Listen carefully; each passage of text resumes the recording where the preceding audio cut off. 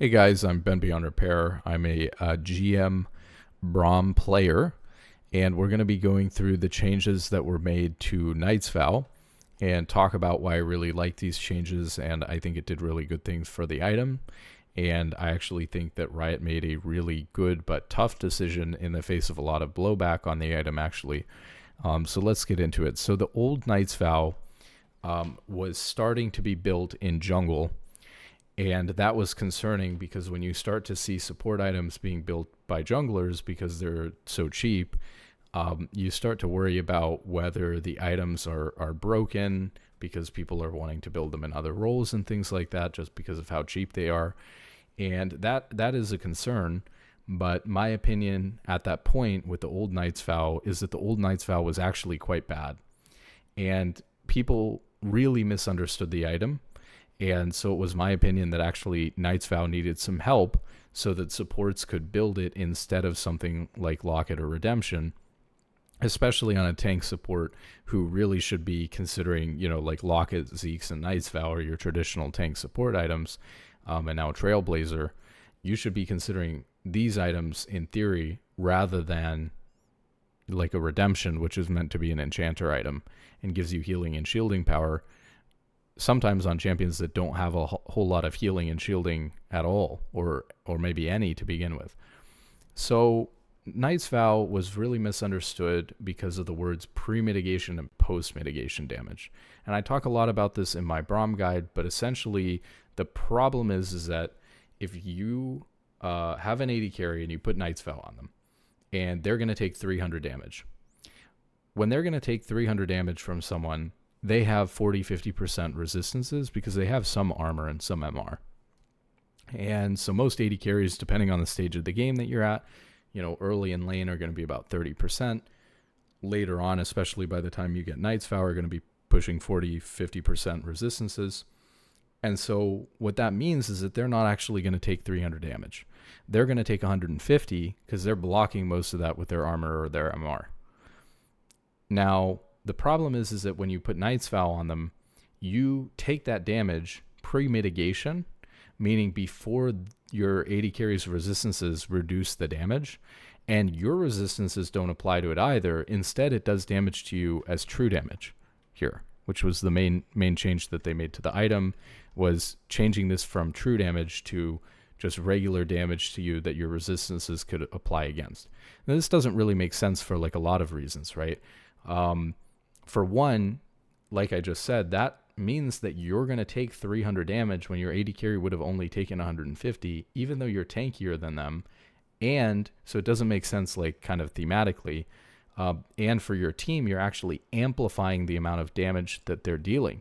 So imagine that person was going to deal 300 damage, to your 80 carry over their entire health bar or whatever. That 300 damage that's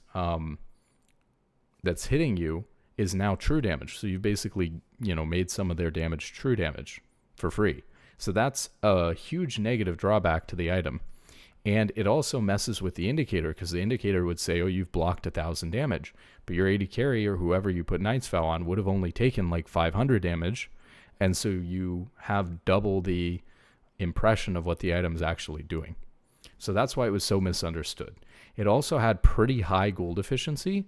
And so a lot of junglers thought, and they said that they were building it because, the health and the armor are really nice early, and it's a really gold efficient item.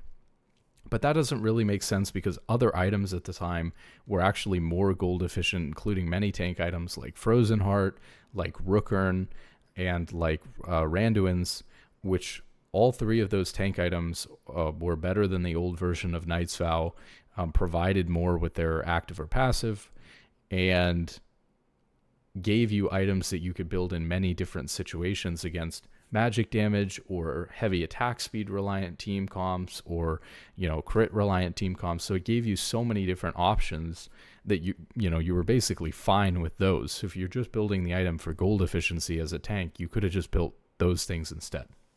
So now for the change, right? Given that the item was misunderstood and starting to be widely propagated in other roles despite it not being good, I was worried that Riot was going to nerf the item even though Knight's Vow was kind of worse than Lock It and Redemption on tank supports. And the reason for that is because if you look at what Knight's Vow was doing, we're redirecting about 10% of the person's damage that they're going to take. So let's say that your AD carry has 2,000 HP and they lose all of their HP during the fight, and you're above 30% HP the whole time, so the item's active the whole time. So you're going to prevent 10% of that, which would be 200 damage. So you're going to prevent 200 damage being dealt to your ADC. So the problem is that if you think about that number and then you compare it to Lock It or Redemption, in a fight, you're on average going to get more than 200 in healing or shielding from a Lock It or from a Redemption. And so Lock It and Redemption just kind of outclassed Knight's Vow, especially when you consider that not only are Lock It and Redemption providing you more healing or shielding, like mitigating more damage during a fight, but those items don't deal 400 true damage to you during a fight. Whereas if you took the 200 damage that your AD carry would have taken, or 10% of their health bar, that means that you would take 400 damage essentially as true damage. And that's a huge negative drawback, right? So not only are we not healing or shielding as much as the Lock It or Redemption, but we're also taking 400 damage on top of that. That's like giving an item to the enemy during a team fight. So for those reasons, right, the old one was really bad. So they changed a couple of things about the new one. But the main thing that they changed was that rather than redirecting 10% of the damage, now you redirect 12% of the damage, and it's not being dealt to you as true damage. It's being dealt to you as the respective damage type. So if they were getting hit with magic damage, you'll take magic damage. If they were getting hit with physical damage, you'll take physical damage. So this means your resistances apply to it, and now you have the opposite effect. So now you're in that team fight and your AD carry gets 100 to 0'd, and you block 200 damage that they that they would have taken out of their health bar. Now, instead of it dealing 200 damage to you, if you have more resistances than your AD carry, let's say, I don't know, you're at like 60% and they're at 50%, then rather than doing 200, it might do, what would that be? Roughly like 180 or 160, something like that. So you'll actually take less damage in order to block all of that. So that's a pretty good change. And then on top of that, they added in a rejuve bead so that instead of having to need 600 gold to upgrade the item, if you get stuck here on a recall where you don't have very much gold, you have an item that you can pick up. But they took away 40 armor from it. So if you think about that, right, like it's definitely a good change that rather than taking 400 true damage a fight, it's definitely a good change that you're only mitigating or that your resistances are applying to actually mitigate the damage, and so that you're going from 400 true damage a fight to like 180 or something like that. That's obviously a really big change. And we're at 12%, which means we are blocking a little bit more damage for our ADC or whoever. However, it doesn't sound that good because, again, still we're probably not outcompeting like a Lock It or a Redemption or something like that. So where does this item kind of fit into, our build? And then, of course, they actually hot fixed it and took 100 health off of it and 5 ability haste off of it. So, given that, and that made it even less stat efficient on top of this, these are slight buffs, I think, even after the health reduction and the ability haste being reduced. Obviously, if we're going from taking 400 true damage to like 180, that's almost like an effective, like 120 or 220 health in a fight. So losing 100 on it is less than that. So it's still a buff, but where does the item sit after that? And it's kind of complicated, right? Items are always hard. You can look at stats, but stats are not the be all end all. And so, for example, we can look here, and I'm sorting by win rate, but we can kind of start looking seriously at items once we get into like Koenig Rookern, because the sample size on a lot of these is not big enough. So even on like Trailblazer at 73 games, I don't really think that the sample size is big enough. We might actually want to look at like more ranks or like all regions or something like that, maybe all regions Emerald Plus, so that we can get more of a sample size and have a better idea of how items are doing. But still, some of these items are just not going to have a big enough sample size, right? So there's problems going on here when you just look at this. So let's talk about Locket, right? Obviously, Locket's a very good item for Braum and for tank supports. So why is Locket sitting at such a low win rate compared to all these other tank items? It's because Locket's being built first item. And what that means is that if you lose the game early and you're only at one item, you're more likely to be stuck sitting on Locket when you lose the game than to be sitting on like Locket and Knight's Vow, or to be sitting on like Locket and Redemption, for example. So items that get built later into the build have a higher win rate because you're more likely to get to those items if you're ahead in gold compared to the other team. And that's just one of the many distortions that can happen with win rate of items. So you cannot just look at the win rate of Rookern, look at the win rate of Redemption, and look at the win rate of Locket and tell which item is better. It doesn't really do anything for you. And there's other factors that are competing with these things as well, right? Like, for example, Knight's Vow is an item that performs better when you have a teammate who's really far ahead. And people will tend to build it when they have a teammate who's really far ahead and maybe not feel like they should build Knight's Vow for someone if their teammate isn't that far ahead. And so you're more likely to build Knight's Vow if you're already winning the game and less likely to build it if you're losing, right? Redemption, which is an item that I think is really great, even on a champion like Braum with not a lot of healing and shielding power, is being built so late on Braum because most people don't build the item that the stats on it are also kind of skewed, right? So it's all problematic. You can't really just look at the stats. So you got to think about this, essentially on paper and then see what's happening in the game. And what I see on paper is a similar problem, right? Yes, they've reduced the downside of the item from like taking 400 true damage in a team fight to taking like 180 or whatever. And that's a huge change, but you're still taking 180 damage to block 12%. So what would 12% versus 10% be on 2000 HP? We might have to pull out the calculator on this one. So that would be 240. So rather than 200, we'd be looking at blocking 240. So if you feel like you can't get 240 damage block to fight or damage heal to fight with like a Redemption or with a Locket, then Knight's Vow would be better, right? What I've found is that Knight's Vow has fallen into a place where on paper it sounds like maybe it's just not good enough because you still have that negative 180 plus you're blocking 240. So if you think about the damage that you're blocking for your team, in total it's very small beans compared to an item like Locket or Redemption. However, obviously you could end up building a third, which is what I do a lot of the time.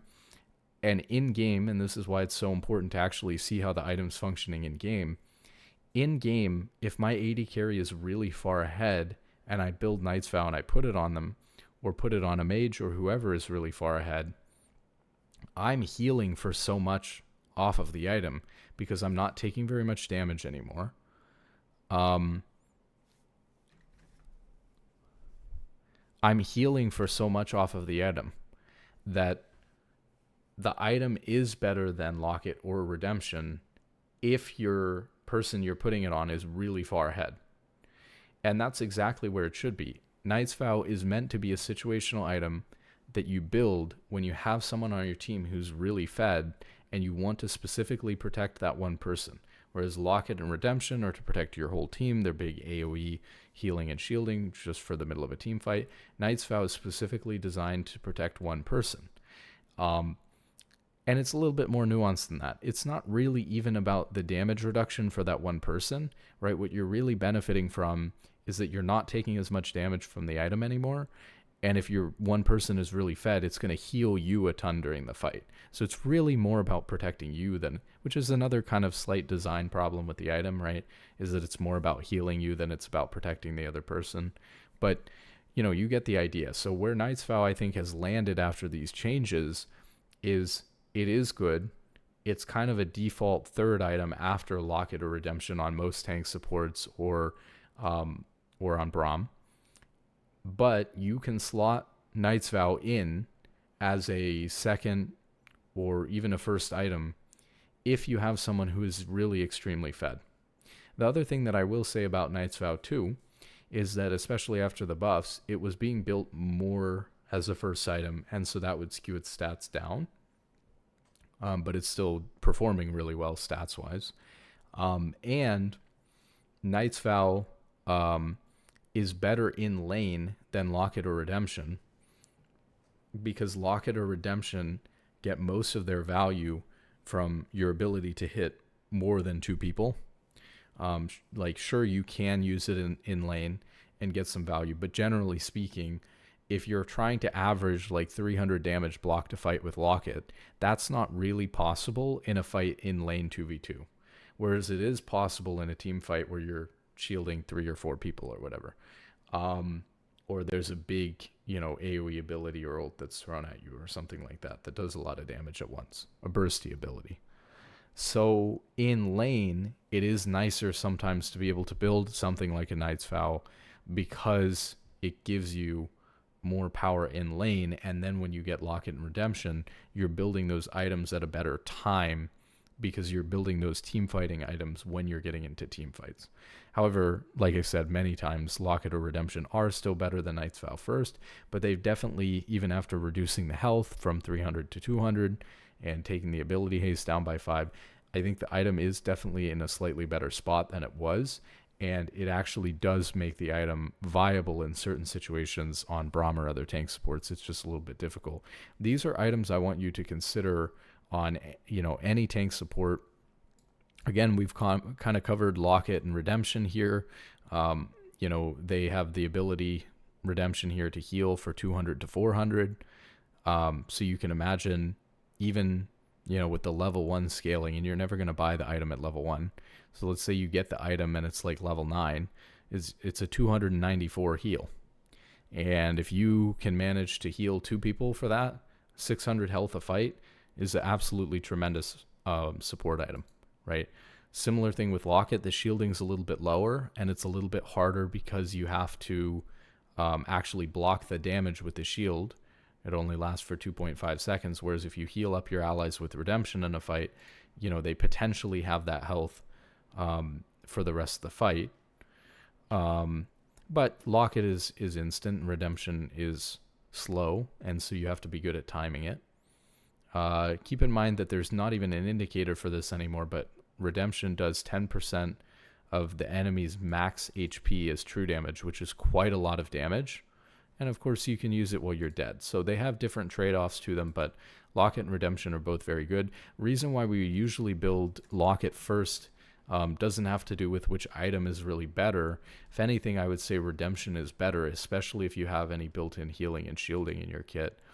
But Locket giving you armor and magic resist and health, right? But all of those stats early is extremely good. So it's just giving you all of the stats that you want as a tank. It's giving you armor and magic resist early when you don't have very much, and so that's really important for your level of tankiness. But technically Redemption's a slightly better active, especially if you're good at using it. And then, like I said, Knight's Vow can slot in if you have somebody who's really, really fed as a first item, as a second item, or a third item, and you just bump Locket and Redemption. You just build that after that.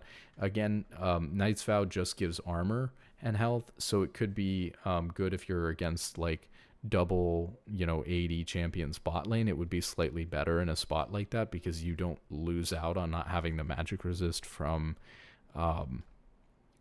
Locket. I don't usually build it as a first item, though. It's possible, but I would steer clear of it because I don't think that that the person's fed enough yet. to build Knight's Vow as the first item. Just because somebody's 2-0 or 3-0 doesn't mean they're going to keep going in that direction. And of course, sometimes you end up throwing Knight's Vow, on someone you're not laning with.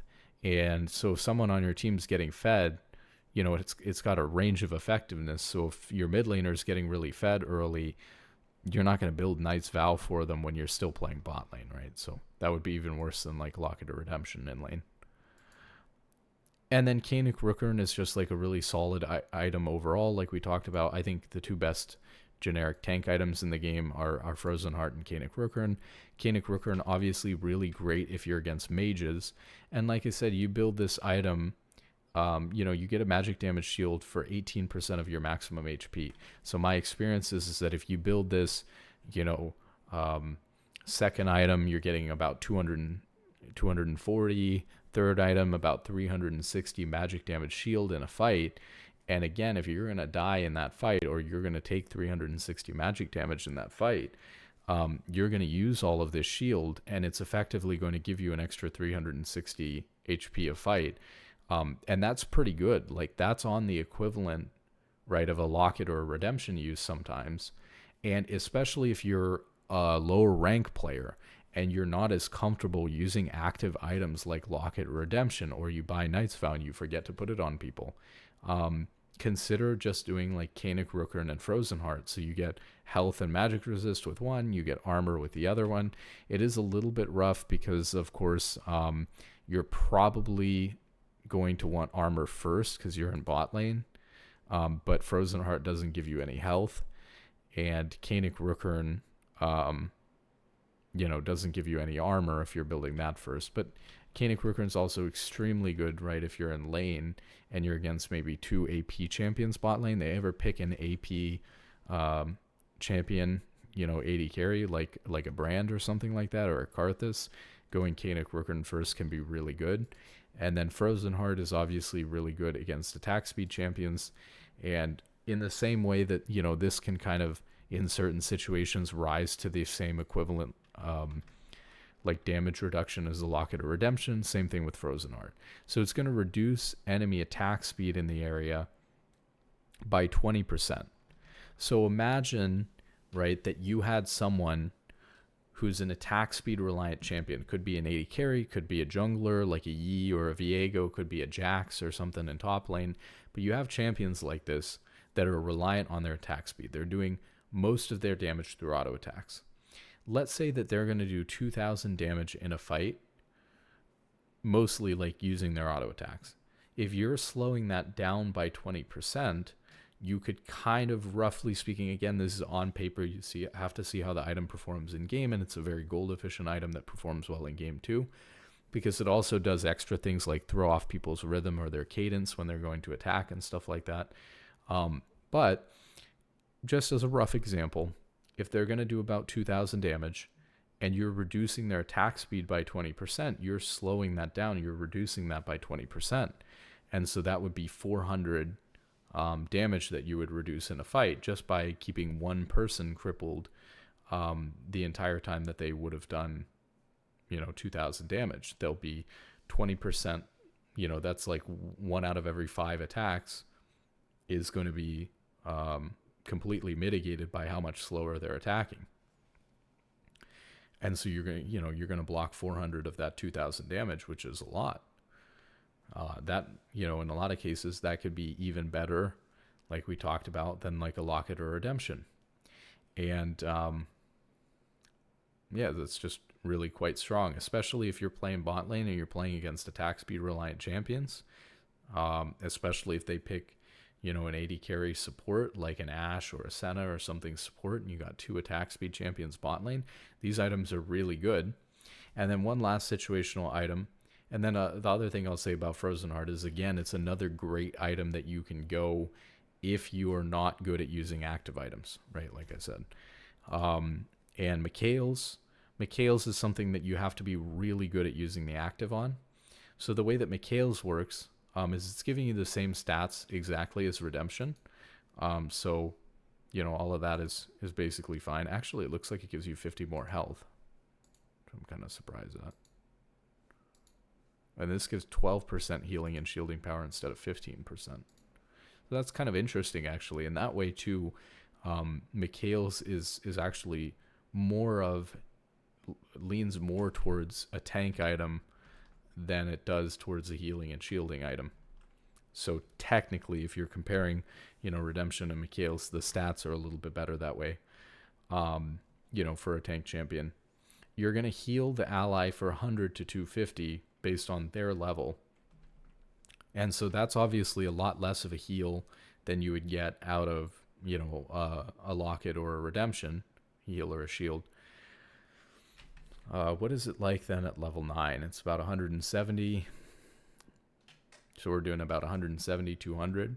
So what you're essentially thinking is, if I want to get, like all these other items, I'm trying to get about 300 to 400 worth of value, because that's how much the Canik Rooker shield is giving me if I'm building it, like second or third, roughly. That's how much Frozen Heart is blocking if I'm building it against the right team.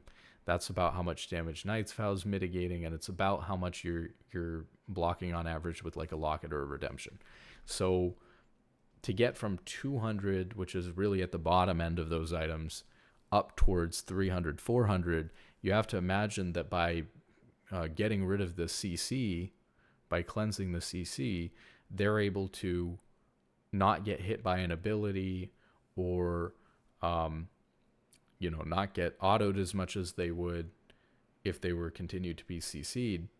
And so this item is effectively, because of the cleanse, if you're good at using the active and use it properly, maybe you'll mitigate 100 or 200 damage that person would have taken, and then Mikhail's could also rise to the same equivalent level as all these other items. So you can kind of see the argument for how all these items are good on paper, and pretty equivalent to each other. And there's more than just this, but these would be definitely the main group of items to think about building on tank supports, to think about building even on tanks in general.